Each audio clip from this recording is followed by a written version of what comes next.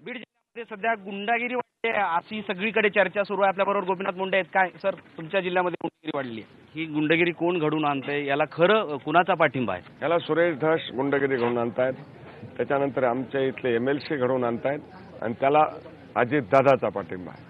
अशा पद्धतीनं या ठिकाणी जी काही राष्ट्रवादीची सत्ता स्थापन करण्यासाठी गुंडगिरीचा प्रचंड वापर केला जातोय, मग याला कसं काय तुम्ही वेटीस घालणार आणि त्याच्यातून कसं बाहेर?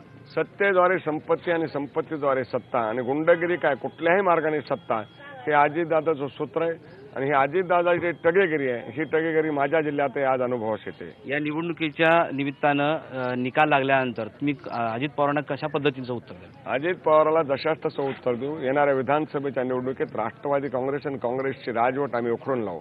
बीड जिल्ह्यात ही सगळी गुंडागिरी समोर आलेली आहे, त्याला अजित पवार प्रोत्साहन देत आहेत, अजित पवार त्याच्या मागे आहेत। राज्यभरात ही असं झालं तर पूर्ण महाराष्ट्राचं काय होईल?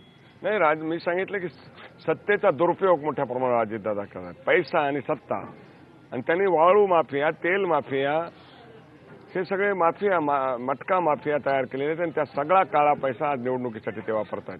निवडणुकीमध्ये प्रचंड मोठ्या प्रमाणात पैसा बीडमध्ये, परळीमध्ये वापरला गेला, हा पैसा आला कुठून आणि कोणी याला सगळं हे केलं? सगळा पैसा अजितदादांनी पटवलेला आहे, पैशाचा महापूर आलेला आहे, परंतु त्या पैशाच्या महापुरावर जनतेचं प्रेम मात करेल। Okay, thank you. गोपीनाथ मुंडे साहेब म्हणतायत की पैशाचा महापूर आहे आणि या पैशाच्या जोरावर तिथं निवडणुका लढवल्या जात आहेत। हा पैसा अजित पवारांकडून आलेला आहे, गुंडागिरी वाढलेली आहे आणि ही गुंडागिरी कमी करण्यासाठी जशाच तसं उत्तर देऊ, असंही गोपीनाथ मुंडे यांनी सांगितलंय। व्हिडिओ जर्नलिस्ट सुधीर जाधवसह माधव सावरगावे, IBN लोकमत, नाथरा, परळी।